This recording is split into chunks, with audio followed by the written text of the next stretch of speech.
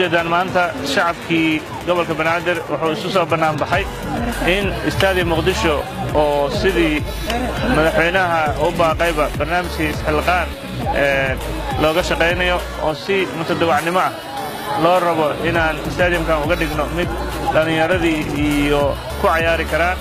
maantana qorshahaas ballaaran ayaa bilaawmay oo xukuumadda iyo maamulka gobolka Banaadirba iyo dhammaan shacabkaba ay iska kaashanayaan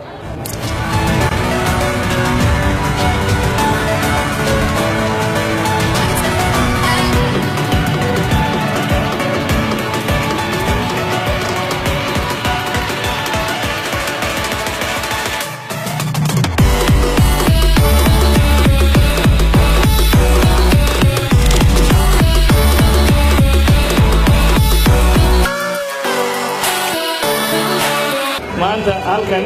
waxaa ka bilowday barnaamijkiisa xilqaan oo shacabka Soomaaliyeed ay go'aansadeen